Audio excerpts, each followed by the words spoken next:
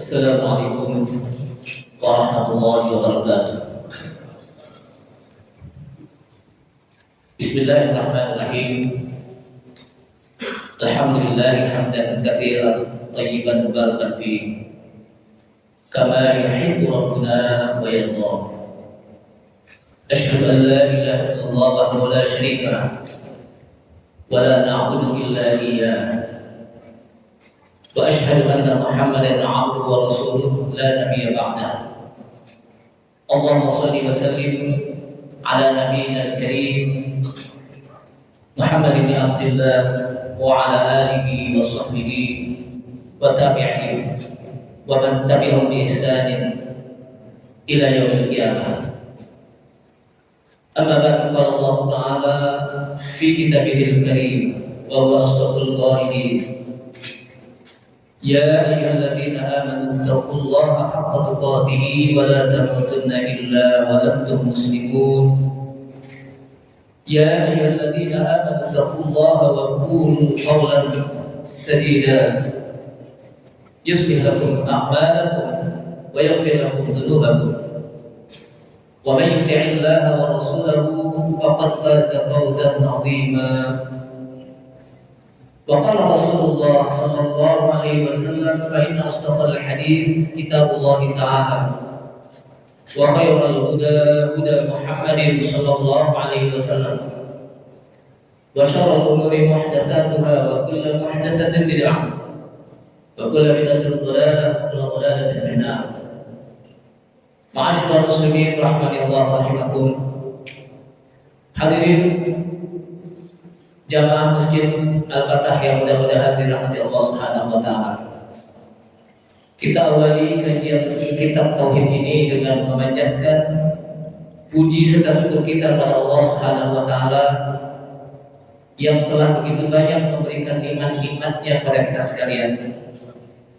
Namun di antara nikmat yang begitu banyak, maka nikmat iman dan Islamlah yang merupakan nikmat yang utama dalam kehidupan kita.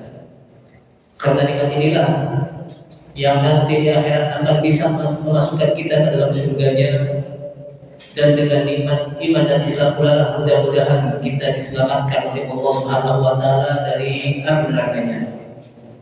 Salawat serta salam tak lupa kita sampaikan kepada Nabi kita Nabi Muhammad sallallahu alaihi wasallam beserta para keluarganya, para sahabatnya, para pengikutnya yang senantiasa istiqamah di dalam menjalankan sunnah-sunnah Rasulullah sallallahu alaihi wasallam.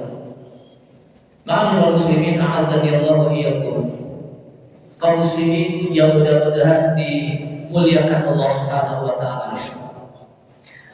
Pada malam ini kita masih berbicara tentang bab yang menjelaskan tentang min nau'is sihir.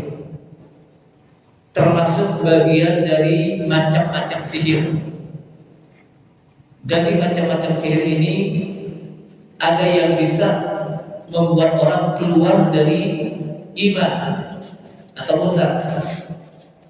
Tapi ada juga yang dia hanya termasuk golongan orang yang melaksanakan kabair, dosa yang besar, tidak sampai keluar dalam keimanan dia kepada Allah Subhanahu wa taala.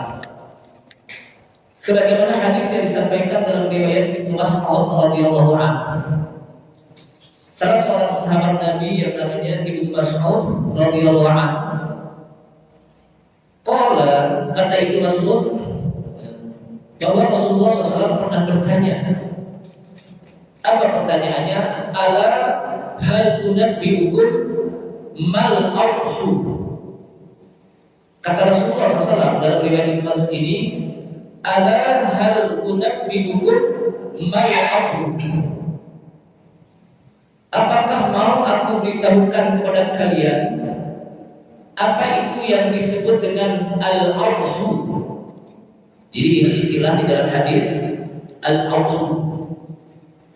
Al-arhu kata Rasulullah SAW, hiya namimatu al-qalatu bainan nas. Yang disebut al-arhu itu adalah namimah, yang merupakan ucapan-ucapan yang akan memecah belah di antara manusia. Itu namanya al-amru. Jadi dia merupakan ucapan-ucapan yang bisa membelah, memecah belah di antara manusia. Hadis ini riwayat Muslim dan juga Imam Ahmad. Jamaah sekalian, hadis ini diawali dengan ala hal unabbiukum mal amru, satu pertanyaan dari Nabi SAW. Dan ini merupakan metode at-ta'lim. Jadi metode cara mengajar Rasulullah SAW kepada para sahabat itu dengan melalui metode pertanyaan dan jawaban. Karena biasanya orang kalau dengan metode pertanyaan itu akan ada keingintahuan. Jadi Rasulullah SAW tidak langsung menyampaikan, tapi ditanya dulu. Sehingga dengan pertanyaan ini maka orang akan kepengen tahu apa sih yang dimaksud ini. Jadi ini min tariqatil ta'lim. Jadi termasuk bagian dari metodologi di dalam menyampaikan, mengajarkan kepada umatnya, kepada para sahabat dengan as-su'al wal jawab, dengan melemparkan pertanyaan dan dijawab oleh Rasulullah SAW. Dan ini juga dipakai di dalam perguruan tinggi dengan metode seperti ini. Kemudian, kenapa metode itu yang digunakan oleh Rasulullah SAW? Li'anna dzalika al-qurb fi nafsi, karena dengan metode tersebut itu lebih berbekas di dalam jiwa kita dengan pertanyaan. Jadi kan biasanya kalau kita ditanya, kita pengen tahu itu apa sih yang dimaksud ini. Maka ini lebih berbekas ketimbang kita langsung nyampaikan aja tanpa ada sebuah pertanyaan. Yang kedua, terjadinya interaktif. Jadi ada apa? Dengan metode ini terjadinya interaktif, di mana Rasulullah SAW bertanya, kemudian sahabat ketika dia nggak tahu nanya apa sih yang maksud itu. Jadi ada interaktif. Jadi ini metode di mana Rasulullah memancing sahabat agar mereka lebih interaktif di dalam hal yang disampaikan oleh Rasulullah SAW. Kenapa? Karena yang akan ditanya, yang ditanyai oleh Rasulullah SAW adalah sesuatu yang sangat penting, yang membahayakan akidah, sehingga diawali dengan sebuah pertanyaan. Sama dengan hadis lain, hal unabbiukum bi akbaril kabair. Rasulullah dalam hadis dalam hadis juga sering menggunakan metode ini. Apakah kamu ingin tahu yang termasuk dari al-kabair? Kemudian para sahabatnya, kemudian mereka mengatakan Allah wa Rasulullah a'lam, Allah dan Rasulnya lebih mengetahui. Kemudian baru Rasulullah menyampaikan. Dan ini juga dipakai oleh malaikat Jibril. Malaikat Jibril alaihissalam ketika datang pada Rasulullah SAW yang dikenal dengan hadis Jibril dalam riwayat Umar bin Khattab radhiyallahu anhu. Jibril ketika datang pada Rasulullah SAW dengan metodologi pertanyaan, sehingga para sahabat yang melihat itu akan melihat dan mendengar dan ingin tahu apa sih jawaban dari pertanyaan itu. Ma huwal Islam, ma huwal iman, ma huwal ihsan. Itu dipakai dalam hadis. Makanya ini hadis dikenal dengan apa? Hadis Jibril. Karena Jibril langsung datang ke Rasulullah untuk minta pengajaran dari Rasulullah SAW. Dan hadis ini dikenal dengan ulumul hadis atau ulumul sunnah. Kalau Al-Quran dia memiliki yang namanya ulumul kitab atau Ummul Quran, yaitu surat Al-Fatihah. Maka dalam hadis juga ada yang dikenal dengan Ummul Hadis atau Ummul Sunnah. Disebut Ummul Quran karena Quran yang 30 juz itu intinya berada di dalam surat Al-Fatihah. Mau bicara apa saja dalam Al-Quran itu semuanya ada di dalam surat Al-Fatihah. Berbicara tentang akidah, tentang iman, tentang al-wa'ad wal wa'id, tentang al-qisas, tentang bagaimana terhib dan sebagainya, itu ada di dalam apa? Suratul Fatihah. Begitu juga di dalam hadis dikenal dengan ummul hadis atau ummus sunnah. Mau apa saja yang dibicarakan di dalam hadis itu terangkum dalam hadis Jibril tentang Islam, tentang iman, tentang ihsan, tentang hari kiamat dan lain sebagainya. Semua ajaran itu terangkum di dalam apa? Hadis Jibril. Makanya dikenal dengan hadis ummus sunnah atau ummul hadis. Kemudian Rasulullah SAW bertanya kepada para sahabat dan Rasulullah menjawab sendiri. Kenapa? Karena para sahabat pengen tahu apa sih yang dimaksudkan apa? Al-aqlu. Maka kata Rasulullah, al-aqlu hiya namimah. Jadi al-aqlu itu namimah. Untuk menjelaskan apa? Rasulullah mengatakan al-aqlu an-namimah li bayani khatarin namimah. Karena begitu bahayanya perbuatan namimah. Jadi, namimah itu adalah suatu perbuatan yang sangat bahaya. Sampai Nabi SAW memasukkan kata-kata namimah dalam bagian dari sihir. Padahal kalau kita lihat sihir itu kan berbahaya. Dan orang yang mempelajarinya, orang yang belajarnya, orang yang meyakininya itu apa? Bisa keluar dari Islam. Kenapa? Karena itu akan membahayakan tauhid, akidah. Maka Rasulullah SAW menjelaskan ketika beliau menyampaikan mal-aqlu, apa itu al-aqlu, maka Rasulullah mengatakan an-namimah. Kenapa an-namimah?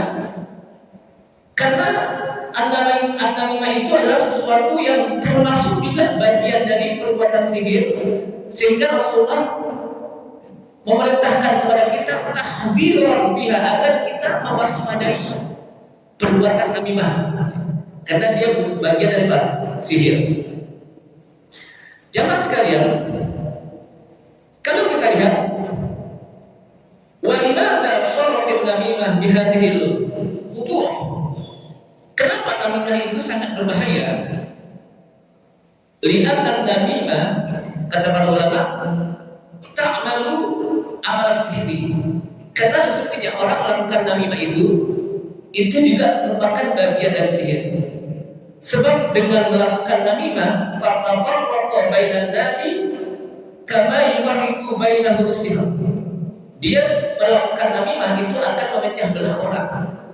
Sebagaimana orang melakukan sihir akan bisa bercerai antara suami dan istri. Yufarriquna bainal mar'i wa zawjihi. Mereka berpisah antara suami dan istri dengan gara-gara sihir. Sedangkan namimah lebih lagi, bukan hanya suami istri, tapi bainan nas, lebih banyak lagi. Kenapa? Karena dia memecah belah manusia. Memecah belah manusia. Bahkan disebutkan oleh para ulama, bal hiya asyaddu. Bahkan perbuatan namimah itu lebih dahsyat ketimbang apa? Sihir itu sendiri. Sebab yufsidun damma fi sa'atin ma yufsidu sahir fi sanatin.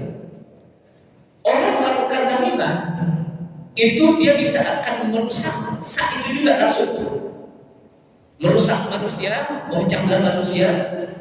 Akhirnya manusia apa? Terjadi perselisihan dengan sebab gara-gara namimah itu langsung. Sedangkan sihir itu prosesnya lama. Prosesnya apa? Lama. Itu disebutkan. Sehingga namimah asyaddu ta'tsiran min sihir. Sehingga namimah itu lebih dahsyat pengaruhnya ketimbang sihir itu sendiri. Sebab li'annaha tufarriqu bainal muslimin. Kata namimah itu bisa memecah belah di antara kaum muslimin, sedangkan sihir hanya orang itu saja yang terkena. Kalau sihir itu kan cuma orang itu yang disihir. Tapi kalau namimah banyak orang, menyangkut banyak orang yang terkena kerusakan dari apa? Namimah tersebut. Kenapa? Karena namimah itu, kata para ulama, definisi namimah. Kita harus tahu dulu definisi namimah. Naqlul hadis, memindahkan ucapan dari satu orang ke seorang ucapan-ucapan yang bisa memecah belah. Ada dua orang, yang satu A, yang satu B. Ada yang tengah-tengah nih. Ini yang tengah-tengah nih buat namimah. Kata yang tengah-tengah nih, kata si C, ini kan A, B, A, B. Kata si C, A, ente kata B ini begini, dicek-cek. Dia datang kemari, ke C nya ke B. B, kata si A, ente kata si A begini, dicek-cek. Sehingga antara A dan B ini berantem. Atau kelompok A, kelompok B. Ada lagi satu orang, kelompok A kata si kelompok B itu begini. Yang begitu juga datang lagi ke kelompok B lagi, sehingga dua kelompok ini apa? Langsung berantem. Jadi pengaruhnya itu lebih dahsyat, prosesnya cepat. Namanya orang dipanas-panasin kan cepat. Tapi kalau sihir itu harus apa? Berproses dia. Berproses harus begini, mantra-mantra dari Jawa di apa kalau bahasa kata di mantra-mantra di rupiah oleh mereka itu apa? Yang disebut dengan sihir. Makanya asyaddu ta'tsiran. Namimah itu adalah pengaruhnya lebih dahsyat ketimbang apa? Sihir.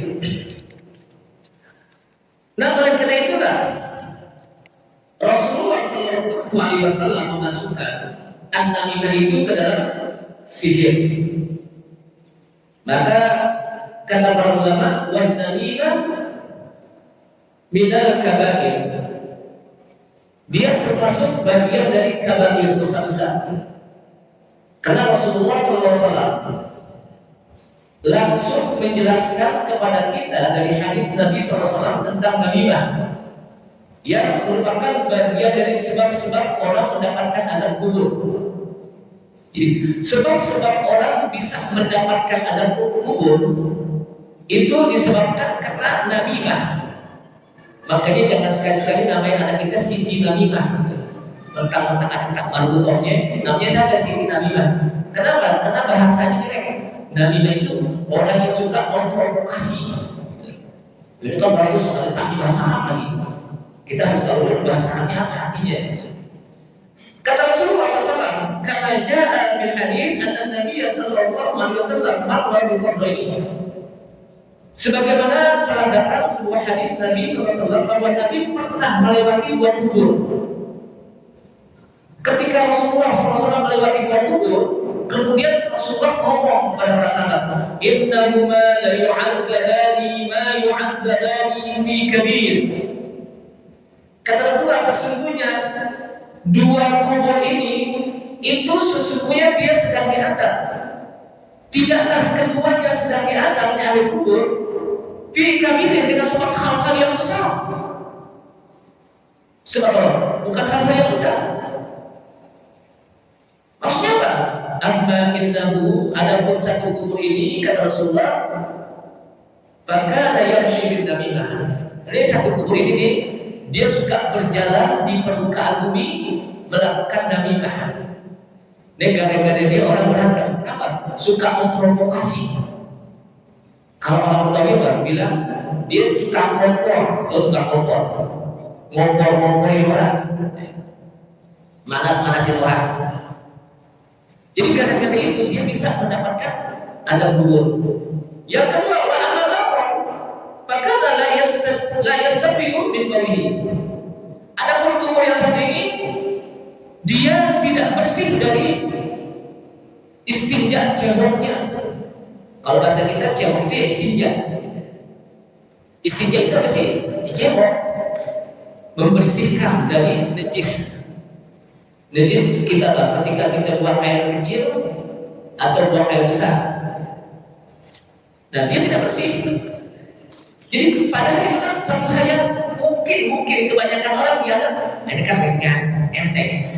Makanya kata Rasulullah, "Ma yu'adzabani bi kabirin." Tidaklah keduanya itu mendapatkan diadab kubur bukan karena hal-hal yang besar. Karena memang orang merasa hal ini merupakan hal yang sangat enteng, tapi ternyata ini bisa menyebabkan apa? Dapat siksa kubur. Makanya kalau kita istinja jangan gampang-gampang. Artinya lihat bersih enggak. Jangan sampai apa? Nggak bersih. Kenapa? Karena kalau istinja dia nggak bersih, dipakai sholat, berarti dia sholat pakai yang najis. CD-nya najis. Kalau pakai najis tidak sah sholat. Kenapa? Syarat sholat sah itu adalah harus suci dari najis, baik badan kita, pakaian kita, dan tempat sholat kita. Dan di sini apa? Pentingnya kita harus tahu tentang syarat sholat dan rukun sholat. Jadi ada syarat sholat, ada rukun sholat. Ini kalau saya bahas tentang syarat sholat rukun sholat ini panjang lagi nih. Jamaah sekalian,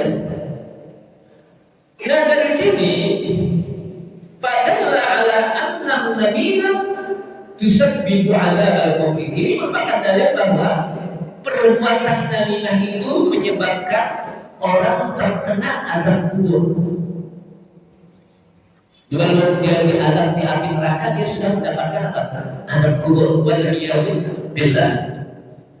Bahkan dalam hadis Rasulullah SAW, la yadkhulul jannata namam. Seorang tidak masuk surga dengan sebab namam tukang. Namam itu tukang namimah. Pakai isim, pakai tasbih. Dan kata-kata nama itu sering melakukan namimah. Kalau namimah apa? Namimah itu mungkin bisa sekali-sekali, tapi kalau nama berkali-kali tukang. Kalau yang namimah kan, orang dagang kan setiap hari, jadi gitu. Dan nama juga namimah itu kan, tukang namimah ya setiap hari dia melakukan namimah. Maka kata surah la yadkhulul jannah nama, tidak akan masuk surga orang yang nama tukang namimah. Bahkan dalam hadis juga sama, la yadkhulul jannata fattatun. Artinya sama, tidak akan masuk surga orang yang fattat ay nama.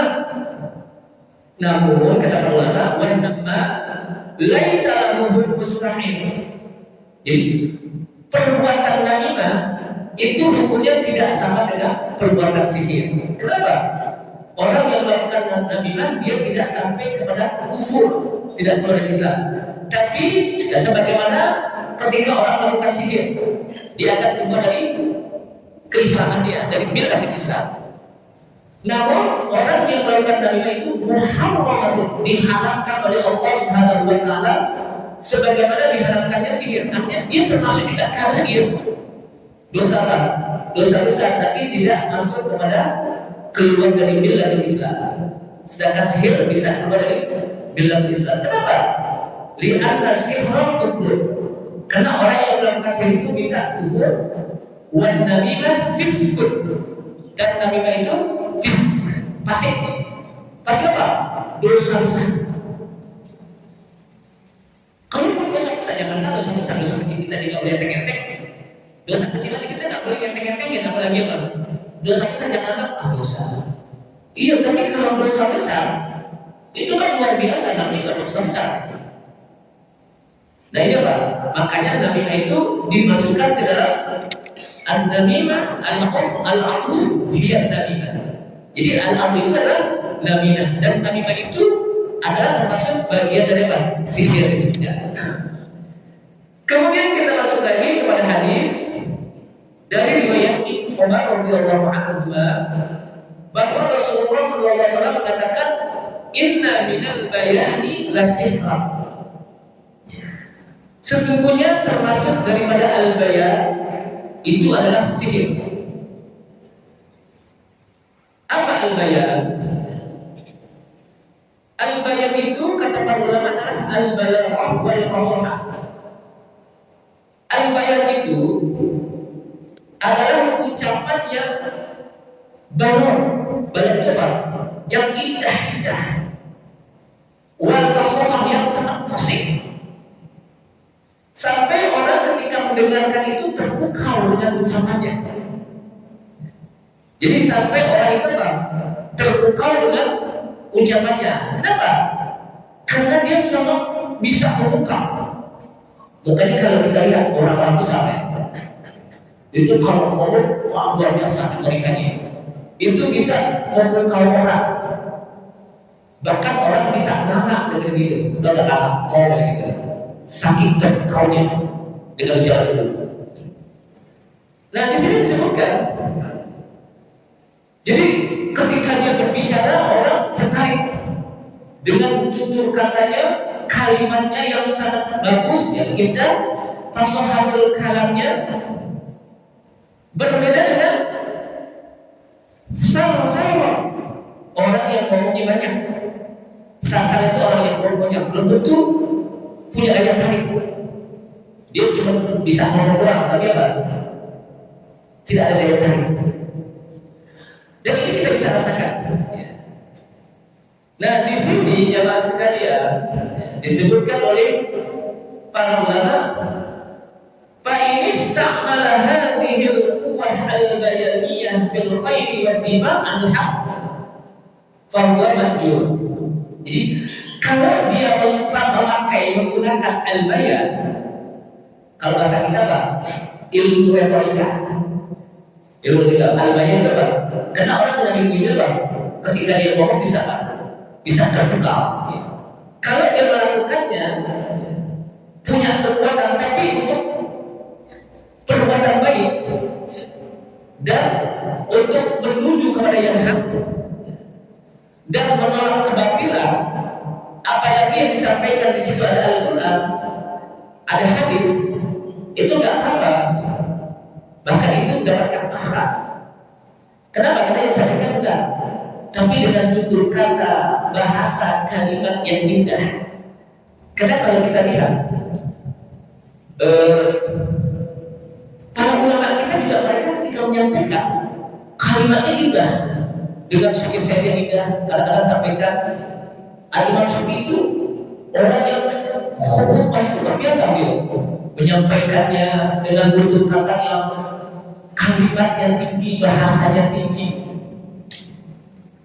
Itu kan, dan itu nggak apa-apa. Nah, yang tidak dibolehkan maksudnya di sini adalah kebalikannya. Dia gunakan ucapan itu untuk menolong kebatilan, mengalahkan yang hak. Itu menjadi dosa. Itu menjadi apa? Dosa. Dan Rasulullah SAW itu ketika beliau berbicara, orang akan terpukau mendengarkannya, saking indahnya kalimatnya. Bahkan dikenal Rasulullah itu kalau berbicara itu memiliki jawami'ul kalim. Apa jawami'ul kalim? Beliau kalau berbicara sedikit tapi padat. Kalimatnya tidak banyak-banyak, sedikit tapi apa? Padat. Ada orang yang kalimatnya banyak, orang bingung nyimpulinnya saking banyaknya gitu. Tapi Rasulullah tidak banyak-banyak, sedikit tapi padat. Maka Rasulullah dikenal dengan jawami'ul kalim, memiliki kalimat yang berbicara tapi padat. Contohnya gini, ketika Rasulullah SAW ditanya tentang hukum air laut, mahruhu ya Rasulullah, nahnu narkabil alama, kita sedang mengendarai kapal di atas, kita sedang mengendarai kapal di atas air, sementara kita kehabisan air untuk berwudu, untuk bersuci, kecuali ada air yang hanya khusus untuk apa? Kita minum. Ma'ilmahdi, apa hukumnya air laut? Apa hukumnya air laut? Itu saya tanya. Maka Rasulullah SAW, pertanyaan satu, beliau katakan, huwa tahuru ma'uhu al-hillu maidatuhu. Air itu suci airnya dan halal bangkainya. Itu kan jawabul kalim. Airnya suci, bangkainya halal. Orang tidak akan bertanya lagi, maksudnya gimana nih? Tidak. Orang yang paham aja gitu. Para sahabat paham aja yang paling satu, airnya suci dan bangkainya apa? Halal. Nggak perlu pertanyaan seperti itu lalu dijawab orang gitu. Kalau kita kan kadang-kadang kalau kita ikut seminar gitu ya, pertanyaannya satu, jawabannya panjang, sehingga orang yang nanya juga bingung deh, gimana nih? Rasulullah SAW ketika menyampaikan jawabannya, orang gampang nangkap, gampang nangkap, langsung dipaham. Huwa tahuru ma'uhu al-hillu maidatuhu. Itu namanya Pak jawabul kalim. Dan Rasulullah menyampaikannya dengan bahasa yang tinggi. Dan itu dibolehkan gitu. Nah, yang tidak dibolehkan itu ketika dia menggunakan bahasa-bahasa yang memiliki daya tarik tapi dirumuskan. Dan ini kata para ulama bukan hanya dengan ucapan, dengan tulisan kadang-kadang. Dia bikin umpamanya komik atau novel dengan bahasa-bahasa yang berubah sehingga anak-anak muda yang tahu banyak Pak, ada orang kalau baca cerpen bisa nangis, tapi kalau baca Quran nggak nangis. Baca cerpen bisa nggak nangis. Orang baca cerpen ada yang ketawa sendiri, ada juga orang baca habis sendiri ketawa, dia ketawa gitu. Jadi itu juga termasuk Pak. Kalau bahasa kita dia tersihir dengan kalimatnya, maka dia termasuk sihir. Tapi dia tidak sampai kepada keluar dari iman, tidak. Karena dibolehkan ketika dia menyampaikan dengan retorik yang bagus, kalimat-kalimat yang indah, kata-kata yang indah, dan itu mengajak dia untuk berbuat baik. Namun Syekh Muhammad bin Abdul Wahab masukkan ini adalah inna minal bayan lasihrun. Sesungguhnya al-bayan itu termasuk bagian dari sihir, karena Rasulullah SAW juga menyebutkan dalam hadis ini. Wallahu. Nah, sekarang kita masuk kepada bab lain. Satu bab yang juga penting bagi kita, di mana Rasulullah mengatakan dalam bab ini babu baja'a fil kahani wa nahwi. Satu bab yang berbicara tentang dunia perdukunan dan lain-lainnya. Tahu nggak dunia perdukunan? Di sini Mu'allif rahimahullah menjelaskan tentang bab ini karena ini termasuk bagian dari hal-hal yang bisa merusak iman pada Allah SWT tentang bab dunia perdukunan. Sehingga disebutkan lagi di dalam menjelaskan tentang masalah keburukan, maka juga di sana dijelaskan tentang kebaikan. Dulu pernah saya bahas ya. Ketika seseorang mempelajari ketika Rasulullah SAW menjelaskan tentang al-khair, mensyarahkan apa? Menyampaikan tentang al-khair dan menjelaskannya.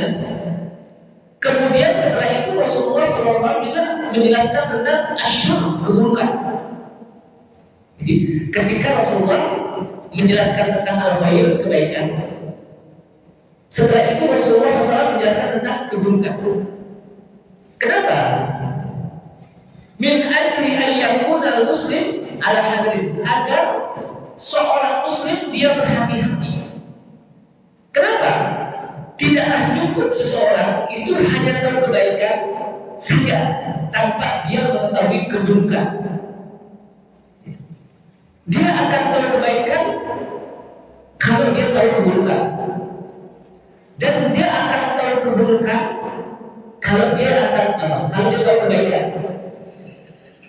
Kenapa? Kalau dia tidak tahu keburukan, bisa akan terjatuh ke dalam keburukan. Makanya dia harus di samping tahu kebaikan juga harus tahu keburukan. Makanya di dalam hadis juga kadang-kadang Rasulullah SAW menyampaikan dua.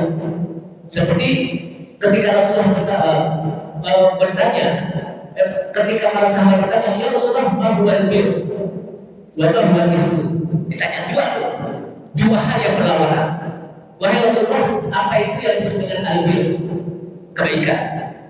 Kemudian ditanya lagi, wa ma huwal ithmu, apa itu ithmu, dosa? Jadi kenapa? Karena orang tidak akan tahu dosa kalau dia tidak tahu tentang al-bir. Dan dia tidak akan tahu al-bir kalau dia tidak tahu tentang al-ithmu. Jadi dua-duanya harus tahu. Dia tidak akan tahu tentang tauhid kalau dia tidak tahu apa itu yang disebut dengan syirik. Dan dia tidak akan tahu tentang syirik kalau dia tidak paham tentang tauhid. Jadi dua hal yang berlawanan itu harus diketahui oleh kaum muslimin. Makanya Rasulullah SAW menyebutkan dalam hadis ini tentang kebaikan dan juga keburukan. Nah, di sini Rasulullah SAW di dalam kitab ini menjelaskan tentang bab maja'atul Tuhan, satu bab yang berbicara tentang perdukunan. Apa sih yang disebut dengan al-kuhanah? Kuhan yang disebut perdukunan, dunia perdukunan. Maknanya adalah ibtira'u ilmil ghaibi biturukin syaitaniyah. Yang disebut dunia perdukunan itu adalah dia mengaku mengetahui hal yang gaib dengan cara dari bisikan-bisikan setan. Ini soalnya gini, kedengaran nggak? Nggak terasa sembahyang. Jadi karena itu adalah seseorang mengaku tahu tentang yang gaib dan tahunya itu dengan jalan dari bisikan-bisikan setan. Kenapa seseorang tidak kadang-kadang tahu yang gaib, tapi dari melalui wahyu. Rasulullah tahu tentang surga neraka itu gaib bukan? Gaib. Tahu dari mana? Dari wahyu. Nah ini dari bisikan-bisikan setan. Sehingga kahir orangnya. Jadi kahir itu adalah alladzi yukhbiru anil mughayyibati anil asya'il mustaqbilati wal asya'il mafqudati wad dhalati bisababi annahu yakhda'u lisyayatin. Yang namanya dukun ini di luar dukun patah, di dukun beranak. Kayak lagi deh ya. Kalau dukun patah dulu kita masih kecil, keseliu tulang kita, mau dukun patah diurut tapi dia Bismillah. Itu nggak apa-apa, namanya dukun patah. Dia nggak pakai gitu, nggak pakai setan. Atau dukun beranak dulu. Karena dulu zamannya nggak ada apa, nggak ada bidan, apalagi apa dokter bersalin susah. Maka apa? Pakai dukun di kampung. Nah, ini adalah dukun. Jadi disebutkan di sini yang disebut dukun adalah orang yang memberitahukan hal-hal yang gaib. Jadi dia memberitahukan hal-hal yang gaib yang anil asya'il mustaqbilah yang akan terjadi. Oh nanti di Indonesia akan terjadi begini. Nanti akan terjadi macam-macam, guru-guru macam-macam. Itu bisikan-bisikan aja. Kadang-kadang bukan hanya bisikan, sok tahu aja, sok tahu. Kalau nggak tahu, nanti nggak dianggap populer gitu ya. Jadi sok tahu. Atau dia hal-hal yang lain yang hilang, sesuatu yang hilang. Ketika ada orang kendaraan yang hilang, dia tahu, itu kendaraan ini masih di daerah sekitar ini nih. Sok tahu, padahal dia nggak tahu. Pas besok aja udah keluar di Jakarta nih, kita harus kejar sok. Padahal cuma dia dikerjain dengan dukun doang dia. Dikerjain dengan dukun. Jadi dia sok tahu tentang hal-hal yang gaib yang akan terjadi atau sesuatu yang hilang dengan sebab dia harus tunduk pada setan tentu. Dia menjadi khadim setan, bukan setan khadim dia. Dia jadi khadim setan. Khadim itu apa? Membantu setan. Bukan setan khadim dia membantu setan. Jadi dia apa? Mengadakan kolaborasi bersama, kerjasama dengan apa? Setan. Kenapa? Lihatlah setan. Karena setanlah yang menentukan tentang hal itu dan bisikan-bisikan setan. Setan mau begini, diikutin. Fahum yartafi'una fil jawi. Sementara setan itu naik ke langit, ke udara. Setan itu suka mendengar-dengar apa yang dibicarakan oleh malaikat-malaikat ke langit gitu. Disebutkan apa? Dalam hadis. Cuma yukhbiruna, kemudian setelah itu kata apa? Didengarkan. Nah, itu panjang kan? Barisannya panjang. Nah, yang paling bawah itu sisa kabar. Setan yang paling bawah, sisa kabar.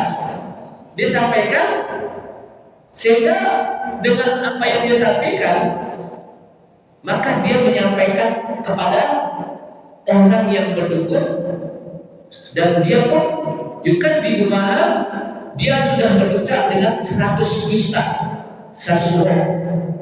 Kenapa? Karena semua yang disampaikan itu lebih banyak bohongnya. Lebih banyak apa? Bohongnya. Bahkan mungkin tidak ada yang benarnya gitu. Lebih banyak apa? Bohongnya. Min aja apa? Agar apa? Agar orang manusia percaya sama dia. Agar orang percaya. Nah inilah yang sudah apa? Dukun. Dan dukun tidaklah akan memberitahukan kecuali Orang yang disebut apa? Setan itu tidak akan memberitahukan kepada dukun kecuali dukun ini mau mentaati setan.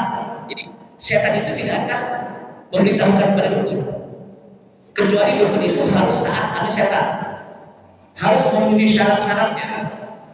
Dia harus melakukan menyekutukan Allah Subhanahu wa taala, harus masak di rumahnya macam-macam gitu ya. Ada keris model begini, ada kembang model begini, bahkan ada mungkin patung-patung yang dilipat-lipat model begini, bahkan ada asap-asap dan lain sebagainya, macam-macam deh. Itu kan kalau kita begitu macam-macam gitu ya, ada kembang begini macam-macam. Itu harus dihati. Bahkan bisa jadi ada yang dijadikan sebagai tumbal,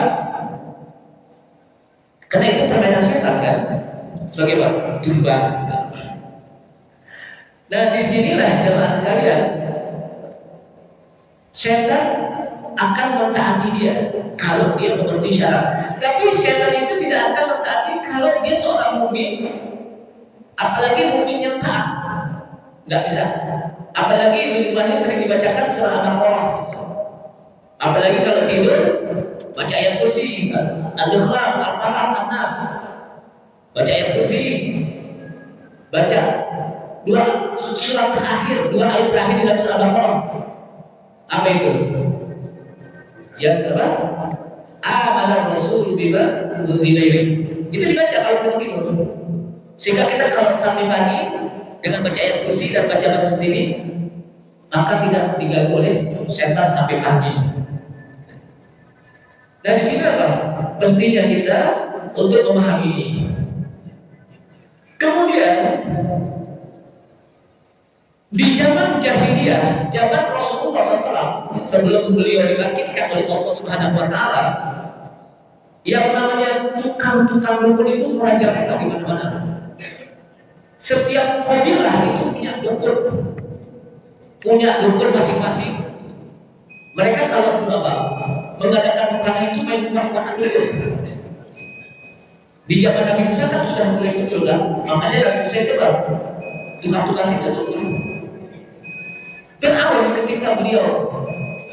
ketika Fir'aun itu mimpi bahwa kerajaannya itu akan ada yang menghancurkannya, itu ditanya dukun-dukun tuh, siapa dia?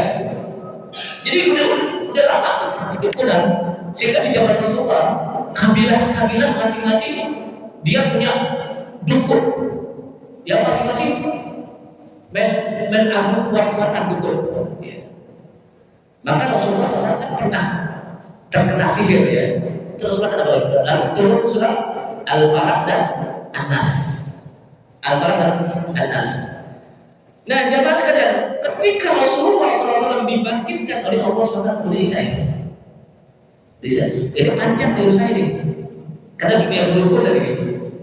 Tapi paling tidak jamaah sekalian, ini baru bagian pertama saja. Nanti kita akan bahas bagaimana hukum orang yang melakukan seperti ini. Ini jangan kita main-main dalam ini, karena ini akan bisa merusak akidah. Bahkan hadis Rasulullah SAW jelas mengancam orang yang seperti ini, sholatnya tidak diterima 40 hari dan 40 malam bayangkan. Nah oleh karena itulah mudah-mudahan dengan kita ngaji seperti ini, apalagi kita ngaji kita bertauhid, kita dilindungi oleh Allah SWT, iman kita disebut kita, sehingga saat kita mati mudah-mudahan iman kita selamat, kita mati dalam keadaan husnul khotimah, dan mudah-mudahan dengan iman kita Allah SWT masukkan ke surganya. Amin ya rabbal alamin. Kita tutup subhanallah, asyhadu an la ilaha illa anta astaghfiruka wa atubu ilaik. Assalamualaikum warahmatullahi wabarakatuh.